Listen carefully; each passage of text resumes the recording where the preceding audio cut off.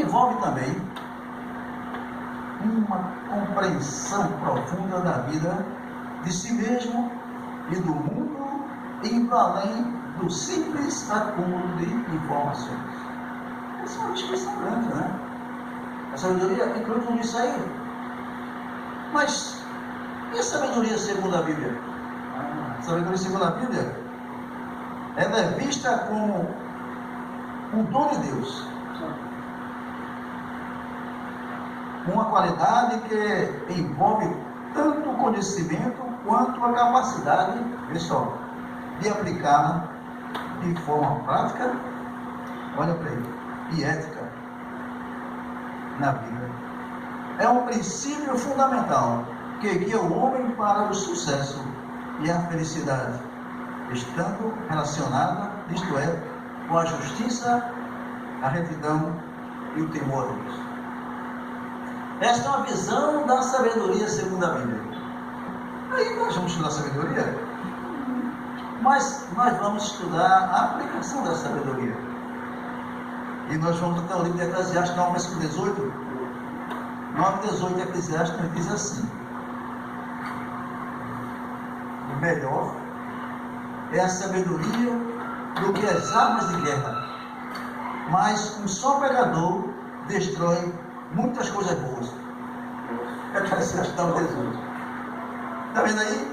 Ele inicia dizendo que a sabedoria é melhor do que as armas de guerra. Parando um pouco aí, o que é sabedoria divina? Diz alguém: o que te fascina te guiará, por isso ore, para que a única coisa que te fascina seja Deus e sua glória. A W. Tozer fala a respeito disso. Vamos analisar alguns aspectos da sabedoria na palavra de Deus. Antes, tem um trechozinho que diz assim: é tolice a vida sem a direção da sabedoria para a glória de Deus. Ou seja, eu serei um tolo se eu quiser aplicar a sabedoria sem levar em consideração a glória de Deus. Isso quer dizer o quê? Que aquilo que me é dado é para que seja colocado de uma maneira prática, ética, correta, em tudo aquilo que é entregue na minha mão. E conta-se uma história, aqui diz, de um grande negociante que estruturou uma grande fortuna.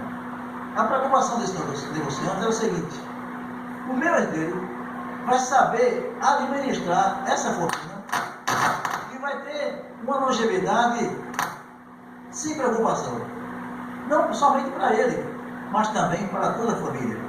Ele diz aqui, em muita geração. Então o que aconteceu? Aquele homem deixou para o seu herdeiro aquela fortuna. Mas veja bem, irmão, ele achava que até o final da vida seria rico, ficaria rico até o final da vida. Ora, nós não sabemos quantos períodos de vida temos, mas essa era a preocupação dele. Aquilo que meu pai deixou fará com que eu fique rico até a minha morte. Aí tem uma coisinha: o bem que eu colocar na minha mão, se não for bem administrado, ele vai embora. Ele vai embora. E aquele jovem não foi diferente não. Ele começou a gastar regaladamente o dinheiro. Aliás, fortuna em si, né? Porque já era dinheiro. Ele começou a gastar. Só que ele pensava que ia viver muito tempo. Aliás, que a fortuna ia até o final da vida dele. Com a má administração e a má aplicação da sabedoria na gestão desse bem, ela acabou muito antes de morrer. O que ocorreu com esse rapaz? Foi considerado um desperdiçador de uma grande fortuna e passou agora a viver da ajuda de outras pessoas. Imaginou aí? Ele imaginava que a sua vida inteira iria ser rico, mas não soube administrar. Não soube administrar. A fortuna acabou antes e ele agora passou a viver de acordo com a boa vontade dos outros. Não apenas dos familiares, e ainda mais, desamparou totalmente a família. Aí entra aquela última parte do verso que diz assim: mas um só pecador destrói muitas coisas boas. Foi o que aconteceu com ele. Está vendo aí? A sabedoria é saber usar de acordo com as orientações dentro de um contexto, para que nada falte, não para si próprio, mas também para o seu semelhante. É claro que aquela fortuna poderia ser aplicada também em benefício até mesmo na obra de Deus. Ele ganharia muito mais, ele jamais teria prejuízo com isso. Não é verdade? A Escritura realmente está certa. Um só pecador destrói não somente bens materiais, mas também bens espirituais. Um só pecador. A palavra bens, neste contexto bíblico, pode se referir a propriedades, ao que é bom, coisas boas, bem-estar, felicidade ou riquezas, as quais podem ser destruídas pela ausência da sabedoria. Tudo isso. Então, se a sabedoria é saber aplicar aquilo que é necessário, a falta dela fará com que tudo vá por água abaixo, conforme a sociedade popular. Segundo, a ausência da sabedoria tem ação mais destrutiva do que todos os inimigos juntos. Brincadeira, hein? A ausência da sabedoria. Veja o quanto é importante a sabedoria. A sabedoria. É por essa razão, irmãos, que por mais que queiramos aprender de Deus, devemos reconhecer que a capacitação que Ele nos dá deve ser única e exclusivamente para a glória dele. Amém. Porque nós somos passageiros, nós somos finitos. Não é? Nós temos um prazo de validade. Essa validade pode ir muito além se nós fizermos de acordo com a orientação divina. Nós vamos ver aqui alguns aspectos da sabedoria segundo as Escrituras Sagradas. O primeiro deles, sabedoria é a bondade. Um deles. O texto diz que melhor é a sabedoria do que as armas de guerra. Lembra o profeta Zacarias quando disse: nem por força, nem por violência, mas pelo meu Espírito, diz o Senhor. A Bíblia diz para buscar a sabedoria mais do que tesouros, e aponta certas direções. Provérbios 9 e 10, ele diz assim: tudo quanto se tiver, te vier na mão para fazer, faz-o conforme tuas forças. Ou seja, nunca devemos colocar o carro na frente do bois. Tudo deve ser coerente, para que tudo ande bem. E nós temos um exemplo muito interessante aqui no próprio comércio de si. Quem conheceu o Fortunato Russo há muito tempo, que era uma potência, né? Fortunato Russo, né? Mas, uma vez conversando com um rapaz, ele disse: olha, depois que o velho morreu, os filhos não foram capazes de ir avante com aquilo que o pai deixou. E nós encontramos hoje Fortunato Russo, não sei se já fechou, mas estava numa situação incrível. Assemelha-se à história daquele jovem que não soube administrar bem a fortuna que o pai deixou na sua mão. Então veja, a Bíblia manda buscar, tanto no Antigo como no Novo Testamento, Deus é definido como bom. Salmo 136, 1, porque o Senhor é bom, e a sua misericórdia dura para sempre. E o fruto do seu Espírito ele tem toda a bondade, justiça e verdade. Efésios 5, 9. Esse fruto do Espírito, a bondade, 5:22 de Gálatas, precisa estar presente também no lar. Precisa haver mais perdão e menos críticas, rancores e acusações.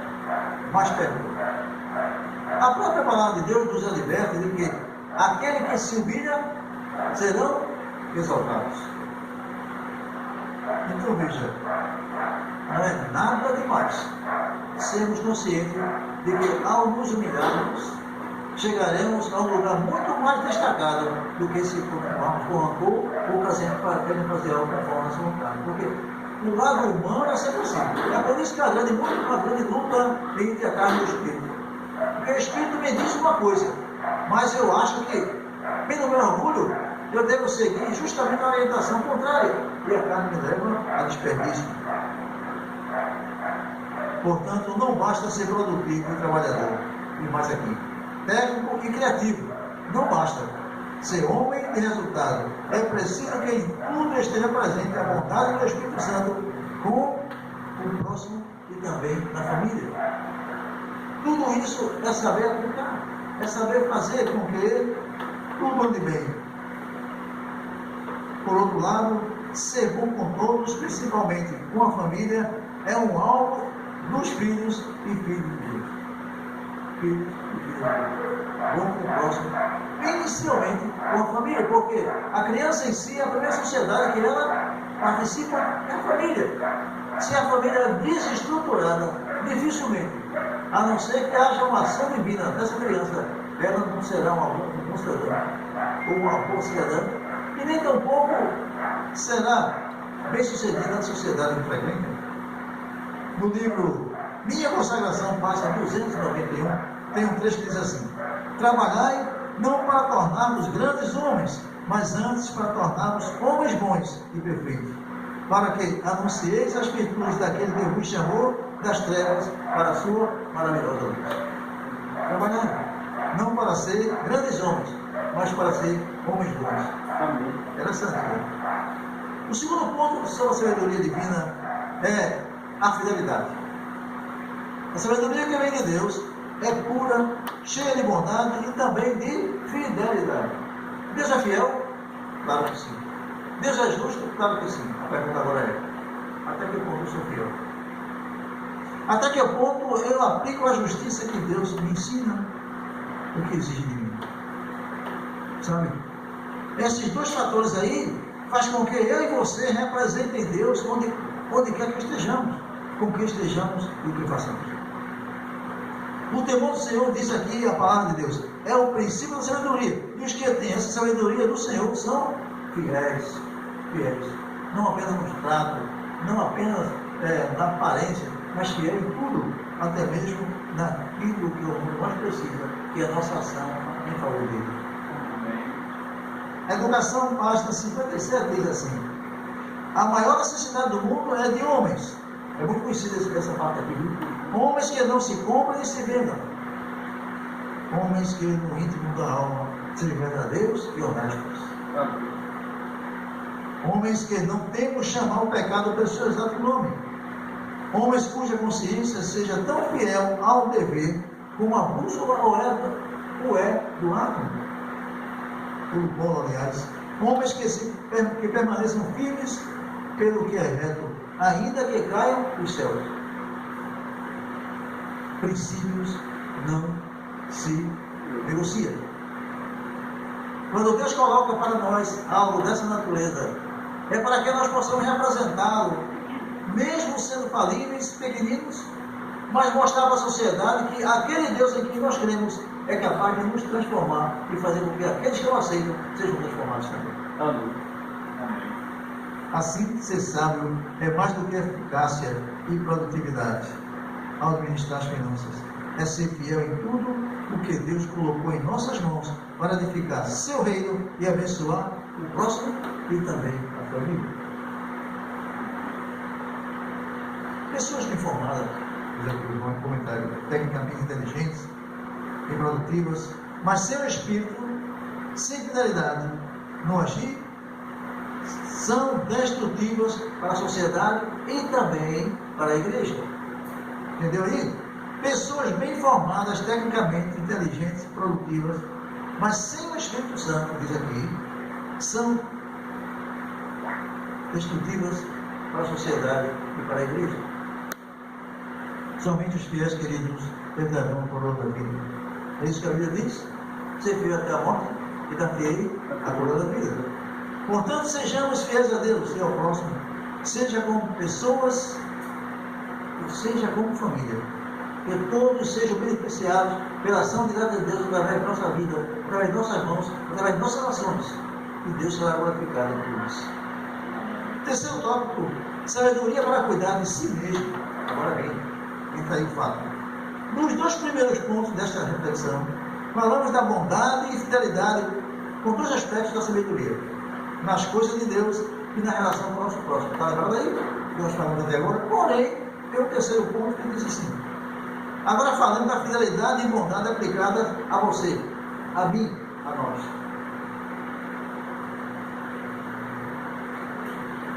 Eclesiastes 4, 7 e 8. Melhor é a mão cheia com descanso do que ambas as mãos cheias com trabalho e aflição de espírito.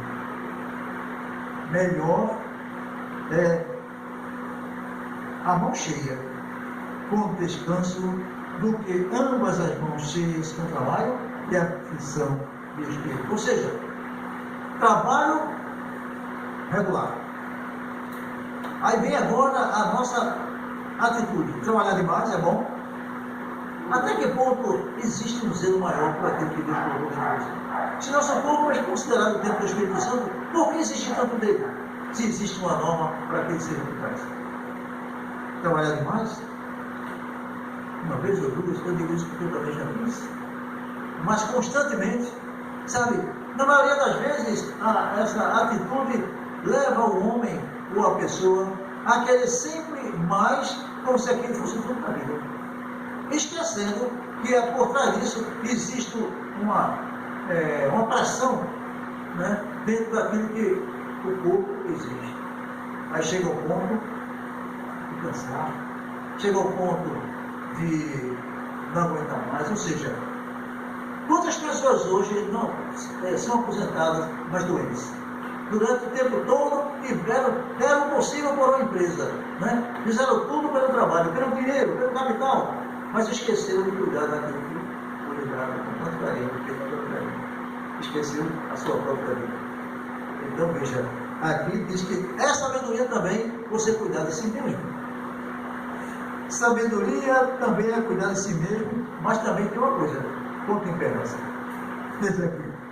Melhorando a qualidade de vida e sendo uma bênção para si mesmo e para a família.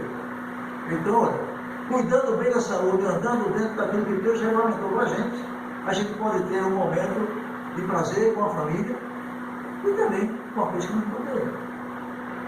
Procure investir em você, agora é o conselho. Procure investir em você, porque seu bem-estar se refletirá sobre os demais membros da família e também no serviço de Deus. Eu não vou para a igreja, eu estou cansado. Cheguei tarde do trabalho, trabalhei demais. Puxa vida. Então você deu o tempo todinho para ganhar o pão cada dia e não tem nem um pouquinho de tempo para aquele que dá o seu pão.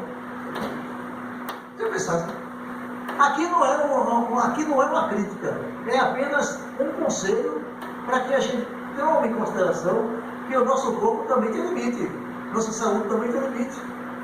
Do que vale ter tanto dinheiro e não ter saúde? É preferível que você não tenha muito dinheiro, ou tenha pouquinho mesmo, mas tenha saúde. Não é verdade? É verdade. Quantas pessoas gastam fortunas hoje para ter uma saúde perfeita, mas não olharam para trás, quando antes puxaram tudo por isso e o corpo veio a debilitar-se. Segundo ponto, seja bom para si mesmo e assim poderá ser bom para os outros também. Você vai ter paciência, sabedoria para lidar com as pessoas, não é? Então você vai ser bom para você, porque na verdade você vai passar a administrar algo bom que Deus colocou em você, ou seja, naquilo que você é capaz de fazer, desenvolver, e outras pessoas verão em você o exemplo de vida que você tem, o seu cuidado, a sua maneira de ser. Isso reflete muito. A maior pregação que nós podemos deixar é justamente essa coisa que Deus nos coloca de sermos diferentes, mas uma diferença que outros notem o porquê, e não que nós procuremos ser uma diferença por nós próprios, porque isso aí causa indiferenças. Ore sobre o assunto, sobre a sua saúde, sobre a sua vida, seja temperante. Aconselhe-se com gente espiritual e de confiança. Pergunte-se: como cuidar de mim mesmo e da minha família? Não há uma reflexão. Como cuidar? Onde buscar esse ensinamento, esse conselho? Na palavra de Deus, através do Espírito de Profecia, através de livros que possam orientá-los a ser bem-sucedidos nesse ponto. Tem mais? Como cuidar como posso ser mais fiel a Deus e coerente com a minha fé. Para ser fiel a Deus, eu não tenho que ser apenas parecer. Eu preciso ser.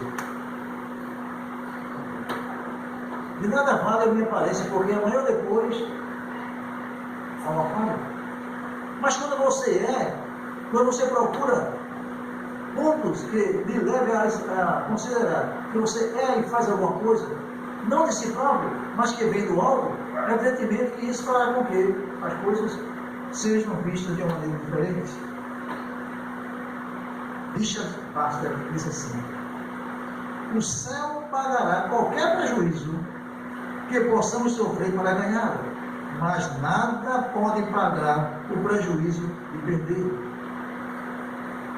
Repetindo, o céu pagará qualquer prejuízo que possamos sofrer para ganhá-lo. Ou seja, quanto mais fizermos para ganhar o céu, melhor. Como vamos pagar esse prejuízo? Dando a você força, sabedoria, ajudando a você prosseguir, sendo exemplo na família e também na sociedade, na vizinhança onde você vive.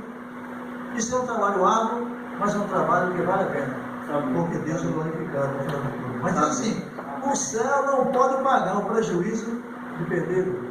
Se você perder o céu, perdeu tudo. Agora,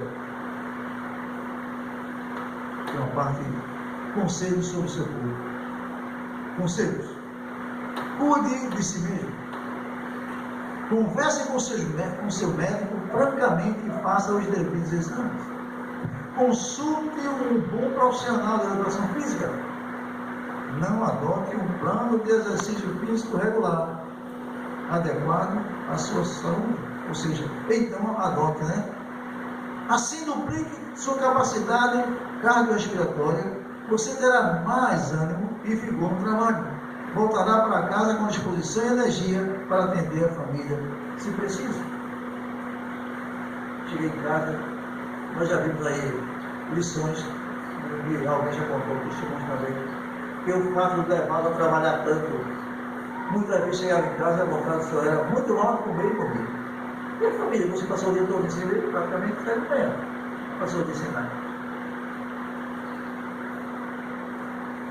Eu ouvi uma história, ultimamente, de que um filho pediu um pai pelo menos um minuto para conversar com ele. Já imaginou qual a situação desse rapaz? Já imaginou a posição desse pai? O trabalho não é assim,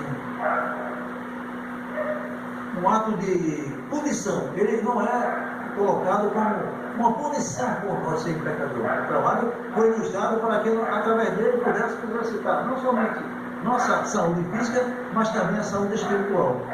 Porque a saúde espiritual vai ser resultado daquilo que eu faço com alguém que no futuro serei vestido de isso. Assim, duplique sua necessidade. Ao fazer isso, também economiza em remédio e tratamento. Cuidando da saúde, você não terá prejuízo em comprar remédios caros. Já pensou?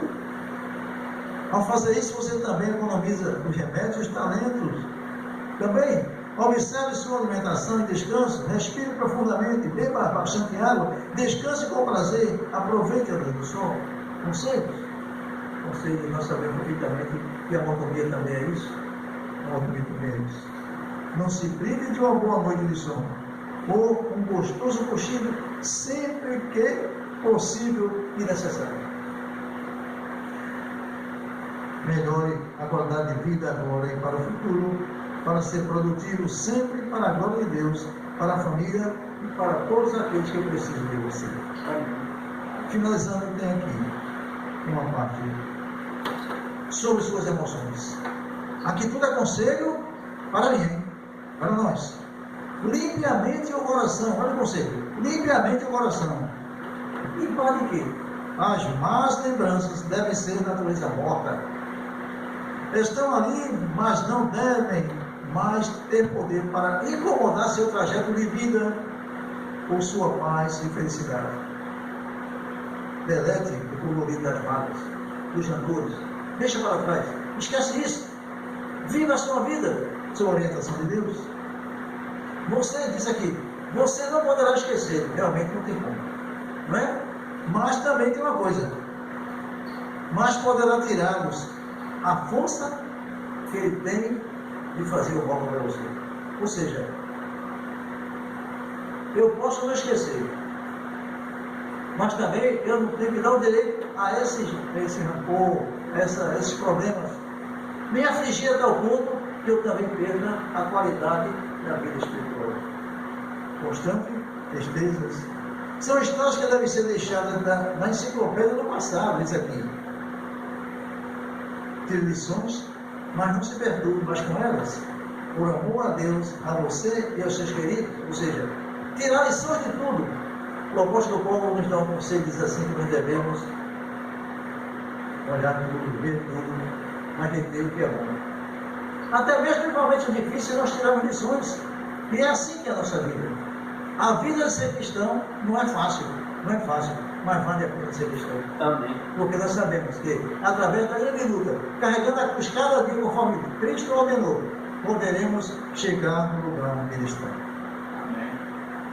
O Lar Adventista, página 378 e 379, diz assim também: Deus não requer que seu povo se prive do que é realmente necessário, a sua saúde e conforto, mas não aprova a dissipação, extravagância e exibicionismo. Viu aí? Deus não requer que seu povo se prive do que realmente é bom e necessário. Mas tem uma coisa: Ele é contra a dissipação, extravagância e exibicionismo. Eu vou agora para os parques, eu vou agora para uma academia, mas no sentido de me tornar alguém, para que o mundo veja, as pessoas me vejam assim. Deus não é contra, não é? Faça tudo com moderação, não é? Assim como diz a palavra de Deus, dentro da sua própria palavra e no seu ministério, tudo com decência e ordem. Leva essa missão para o teu corpo. E finalmente sobre o dinheiro.